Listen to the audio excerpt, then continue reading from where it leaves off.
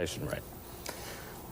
May I first of all confirm two facts which have been so vividly brought out in the film of Professor Friedman, namely that at the basis of the relatively good performance of Western Germany were really two events. One, the establishment of a new sound money, which we tried to preserve sound afterwards. And secondly, the jump overnight into a free market economy without any controls over prices and wages. These were the two fundamental facts. Now, we have tried to preserve monetary stability by just trying to follow this prescription of Professor Friedman, namely monetary discipline, keeping monetary growth relatively moderate. I must, however, warn you, it's not so easy as it looks if you just say governments have to have the courage to persist in that course. Yeah. Nobody does disagree with the proposition that excessive growth in money supply is an essential element in the inflationary process, and that the real problem is not what to do, but how to have the courage and the will to do it. And I want to go and start, if I may, on that subject, because I think that's what we ought to explore. Why is it we haven't had the courage and don't, and under what circumstances will we? And I want to start with Bill Martin, because his experience is a very interesting experience. His 19 years was divided into different periods. In the first period, that average that Burl Sprinkle spoke about averaged two very different periods. An early period of very slow growth and slow inflation, a later period of what at the time was regarded as creeping inflation. Now we'd be delighted to get back to it. People don't remember that at the time that Mr. Nixon introduced price and wage controls in 1971 to control an outrageous inflation, the rate of inflation was 4.5% per year. Today, we'd regard that as a major achievement. But the latter part of the period when you were chairman was a period when the inflation rate was starting to creep up and money growth rate was also creeping up. Now, if I go from your period, you were eloquent in your statements to the public, to the press, to everyone about the evils of inflation and about the determination of the Federal Reserve not to be the architect of inflation. Your successor, Arthur Burns, was just as eloquent, made exactly the same kinds of statements, as effectively, and again, over and over again, said the Federal Reserve will not be the architect of inflation. His successor, Mr. G. William Miller, made the same speeches and the same statements and the same protestations. His successor, Paul Volcker, he is making the same statements. Now, my question to you is, why is it that there has been such a striking difference between the excellent pronouncements of all chairmen of the Fed? Therefore, it's not personal on you. You have a lot of company, unfortunately, for the country. Why is it that there's been such a wide diversion between the excellent pronouncements on the one hand and what I regard as a very poor performance on the other? Because monetary policy is not the only element. Fiscal policy is equally important. You're shifting the buck to the Treasury. Yes. To the Congress. We'll get to Mr. Brown, yeah, don't worry. Right. The relationship of fiscal policy to monetary policy is one of the important things. Could you remind us, the general audience, when you say fiscal policy, what you mean in distinction to monetary policy? Well, taxation, the raising revenue. And spending. And spending. And deficits. And deficits, yes, exactly. And I think that you have to realize that when I've talked for a long time about the independence of the Federal Reserve, that's independence within the government, not independence of the government. And I've worked consistently with the Treasury to try to see that the government is financed. Now, this gets back to spending. The government says they're going to spend a certain amount, and then it turns out they don't spend that amount. It doubles. The job of the Federal Reserve is not to run government spending. It's not to run government taxation. The job of the Federal Reserve is to control the money supply.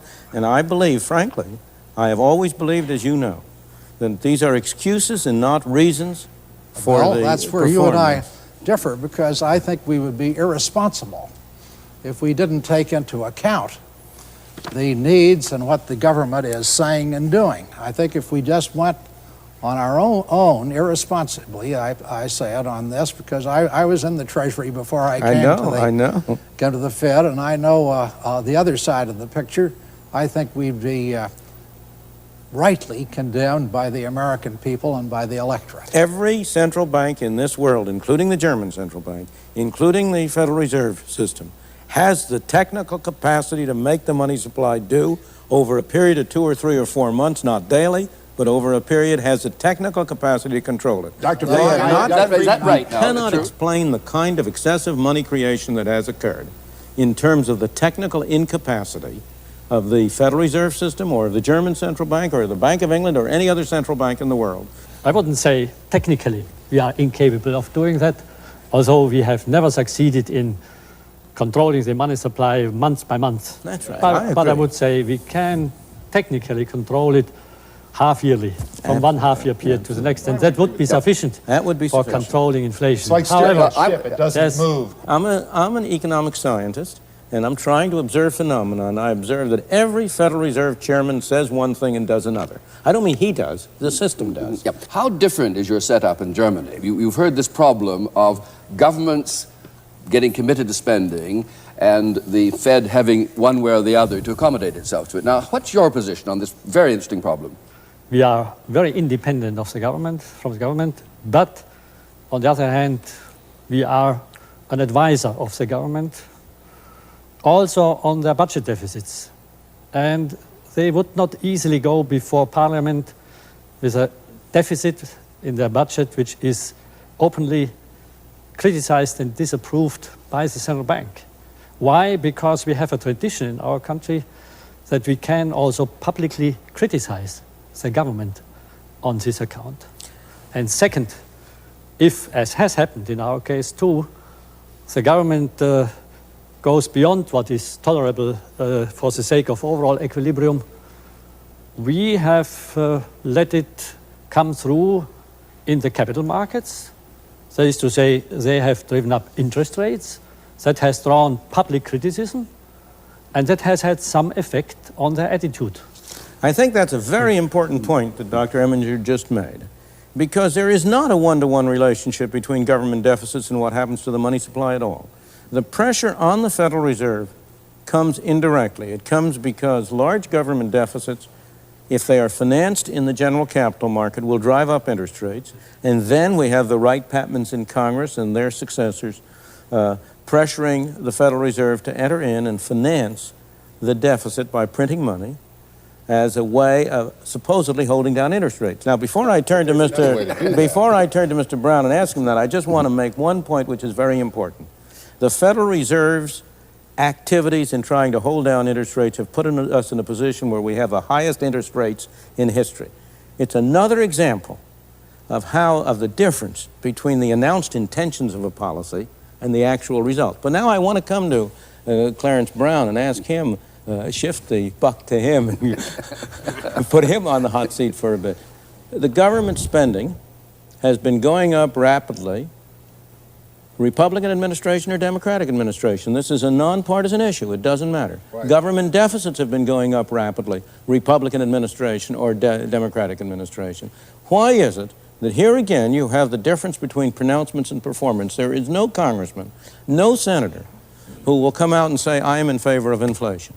There is not a single one who will say, I am in favor of big deficits. They'll all say, we want to balance the budget, we want to hold down spending, we want an economical government. How do you explain the difference between performance and talk on the side of Congress? Well, first, I think we have to make one point. I'm not so much with the government as I am against it. I understand. As you know, I'm a minority member of Congress. Again, I'm not directing this at you personally. I understand, of course. And while the administrations, as you mentioned, Republican and Democratic administrations, have both been responsible for increases in spending, at least in terms of their recommendation, it is the Congress, and only the Congress, that appropriates the funds and determines what the taxes are. The President has no authority to do that, and so one must lay it at the feet of the U.S. Congress.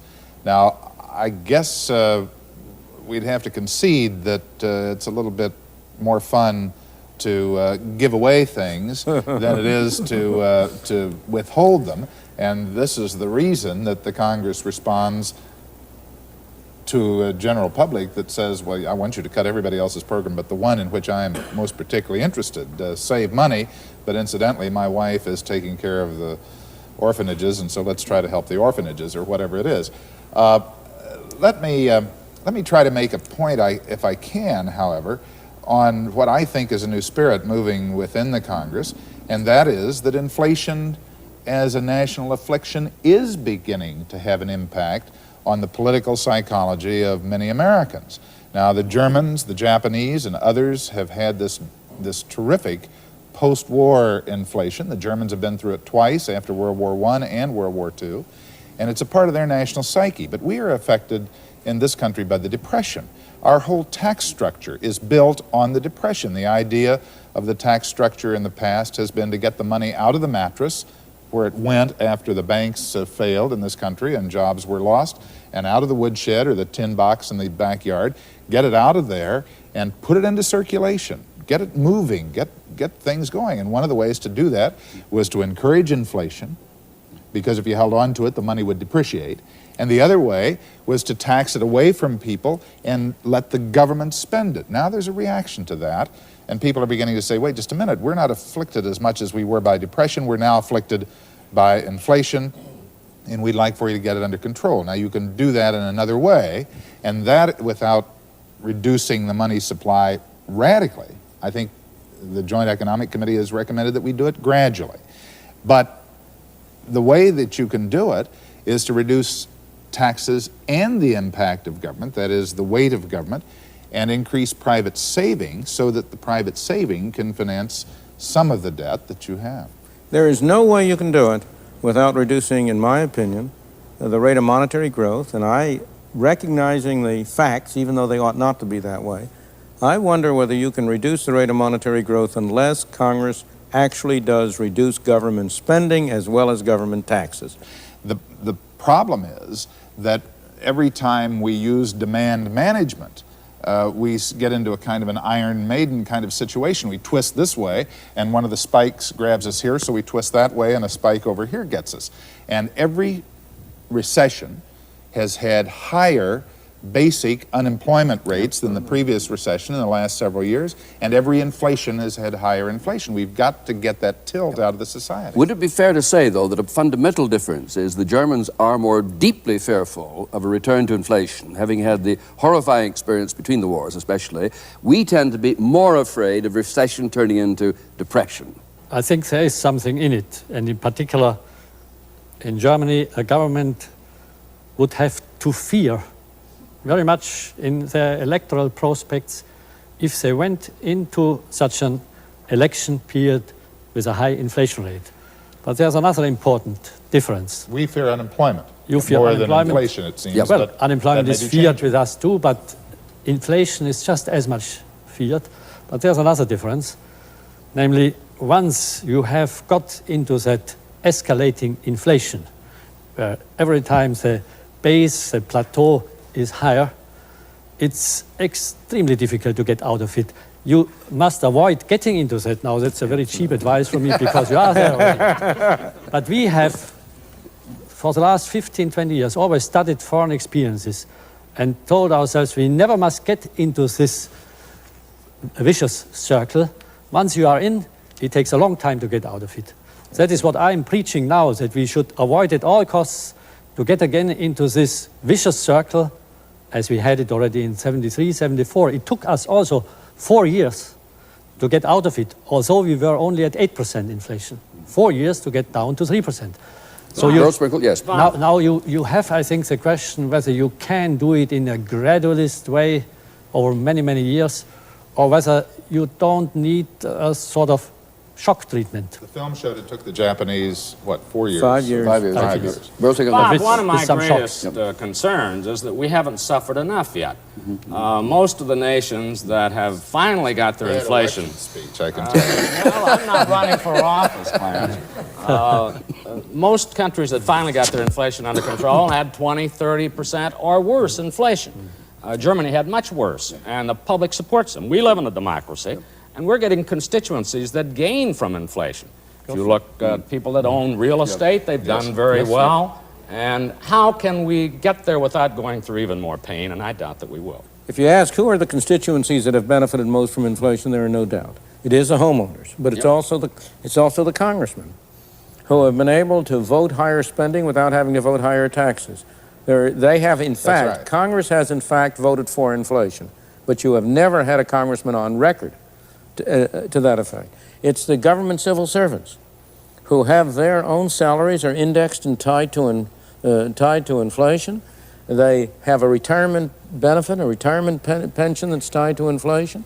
They qualify, a large fraction of them, for Social Security as well, which is tied to inflation.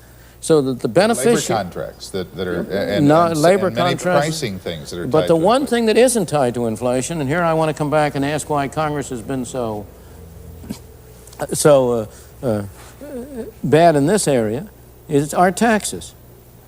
It has been impossible to get Congress to index the tax system so that you don't have the present effect, where every 1% increase in inflation pushes people up into higher brackets and forces them to pay higher taxes. Well, as you know, Why I'm an hasn't- advocate of I that. know you Well, are. some countries do that, of course. Oh, of Canada course. does it. Yes. It Canada indexes does the... And I went up to Canada on a little weekend seminar program on indexing and came back an advocate of indexing, because I found out that the people who are delighted with indexing are the taxpayers, because Absolutely. as the inflation rate goes up, their tax level either maintains its same level or goes down.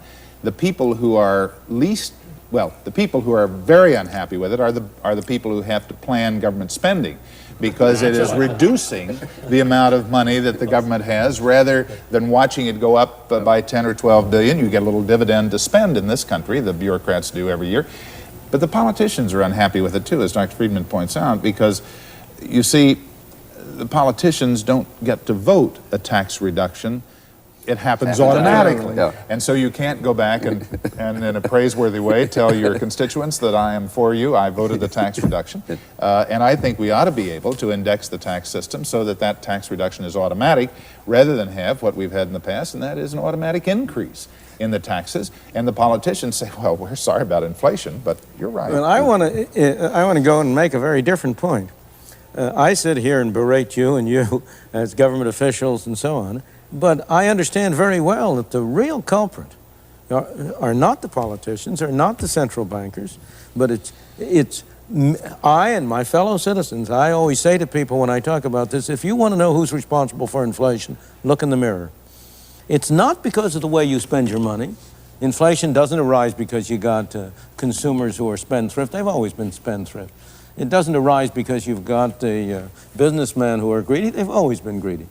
Inflation arises because we as citizens have been asking you as politicians to perform an impossible task. We've been asking you to spend somebody else's money on us, but not to spend our money on anybody else. You don't want us to cut back those dollars for education, right? And therefore, well, no, I do. We've already had a program on that. We've already had a program on that, and there's no viewer of these programs who will be any doubt about my position on that. But the public at large has not, and this is where we come to the political will that Dr. Eminger quite properly talked about. Everybody talks against inflation, but what he means is that he wants the prices of the things he sells to go up and the prices of the things he buys to go down. But sooner or later, we come to the point where it will be politically profitable to end inflation. This is the point that Yes. I think you were making. The suffering Where idea. do you think what do you think the rate of inflation has to be, and judged by the experience of other countries, before we will be in that position, and when do you think that'll happen? Well, the evidence says it's got to be over 20%. Now, you would think we could learn from others rather than have to repeat mistakes. Apparently, nobody But- can learn from history. But at the present time, we're going toward higher, not lower inflation. You said earlier, if you want to see who causes inflation, look in the mirror. Right. Now, for everybody watching and taking part in this, there must be some moral to that. What has to be the change of attitude of the man in the mirror you're looking at before we can effectively implement what you call a tough policy that takes courage? I think that the man in the mirror has to come to recognize that inflation is the most destructive disease known to modern societies. There is nothing which will destroy a society so thoroughly and so fully as letting inflation run riot. He must come to recognize that he doesn't have any good choices, that there are no easy answers, and once you get in this situation where the economy is sick of this insidious disease, there's going to be no miracle drug which will enable him to be well tomorrow. That the only choices he has, Do I go through a tough period for 4 or 5 years of relatively high unemployment, relatively low growth, or do I try to push it off by taking some more of the hair of the dog that bit me and get around it now at the cost of still higher unemployment, as Clarence Brown said, later on? The only choice this country faces is whether we have temporary unemployment for a short period as a side effect of curing inflation, or whether we go into a period of still higher unemployment later on and have it to do all over again. That's the only choice we face. And when the public at large recognizes that, they will then elect people to Congress, a president to office, who is committed to less government spending and to less government printing of money. And until that happens, we will not cure inflation. But Dr. Friedman, let me differ with you to this extent. I think it is important that at the time you are trying to get inflation out of the economy, that you also give the man in the street, the common man, the opportunity to have a little bit more of his own resources to spend. And if you can reduce his taxes at that time and then reduce government in that process, you give him his money to spend rather than having him yield up all that money to government. If you cut his taxes in a way to encourage it to putting that money into savings, you can encourage the additional savings in a private sense to finance the debt that you have to carry, and you can also encourage the stimulation of growth in the society, that is the investment into capital improvements, modernization of plant, make the U.S. more competitive with other countries, and we can try to do it without as much painful unemployment as we can get by with. Don't you think that has some merit? I am all in favor, as you know, of cutting government spending. I am all in favor of getting rid of the counterproductive government regulation that reduces productivity and disrupts investment. And if we do that, we can cut taxes some, can we not? We should. Taxes, but you are introducing a confusion that has confused the American people. And that is a confusion between spending and taxes. The real tax on the American people is not what you label taxes. It's total spending. If Congress spends $50 billion more than it takes in, if government spends $50 billion, who do you suppose pays that $50 billion? Of course. The Arab sheiks aren't paying it. Santa Claus isn't paying it. The Tooth Fairy isn't paying it. You and I, as taxpayers, are paying it indirectly through hidden taxation. Dr. And Cairmans, therefore, the crucial thing is to cut down total government spending from the point of view of inflation. From the point of view of productivity, some of the other measures you were talking about are far more important. But if you can see that inflation and taxes are both part and parcel of the same thing, and if you cut spending... They're not part and parcel of the same thing. If you cut spending, but you take the money from them in one way or another, the average citizen, Absolutely. to finance the growth of government. Absolutely. So if you cut back the size of government, you can cut both their inflation and their taxes. That's right. I am all in favor of that. All right. All I am saying is don't kid yourself into thinking that there is some painless way to do it. There just is not. One other way is productivity. If you can increase production, then the impact of inflation is less because you have more goods chasing. Absolutely, but you have to have a sense of proportion. From the point of view of the real income of the American people, nothing is more important than increasing productivity. But from the point of view of inflation, it's a bit actor. It would be a miracle if we could raise our productivity from 3 to 5% a year. That would reduce inflation by 2 won't happen percentage overnight, points. but it's part of the long range squeezing out. There is only inflation. one way to ease in my opinion, there's only one way to ease the pains of curing inflation. And that way is not available. That way is to make it credible to the American people that you are really going to follow the policy you say you're going to follow. Unfortunately, I don't see any way we can do that. That's exactly... Professor Friedman, that's exactly the point which I wanted to illustrate by our own experience. We also had to squeeze out inflation, and there was a painful time of 1.5 years. But after that, we had a continuous lowering of the inflation rate with a slow upward movement in the economy since 1975. Year by year, inflation went down, and we had a moderate growth rate which has led us now to full employment. So you can shorten this period by just this credibility and by a consensus you must have also with the trade unions, with the whole population, that they acknowledge that policy and also play their part in it. Then the pains will be much less. You see, in our case, expectations are that inflation is going to get worse because it always That's has. This means we must disappoint in a very painful way those expectations, and it's likely to take longer, at least the first time around. Now, our real problem has not been that we haven't tried. We have tried and brought inflation down. Our real problem was we didn't stick to it. That's it. Then you have it all to do over. I would concede that psychology plays a great, perhaps even the major part.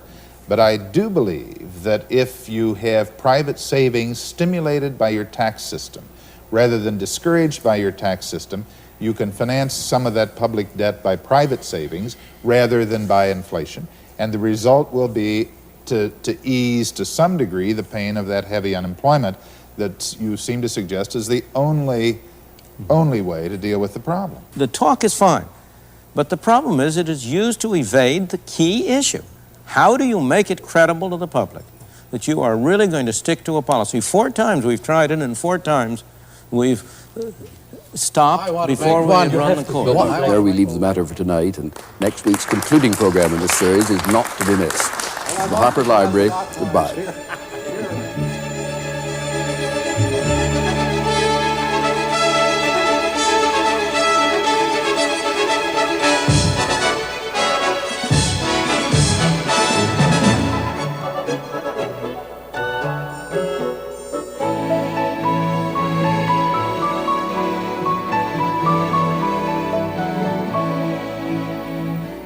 Next week, find out how power is used and abused.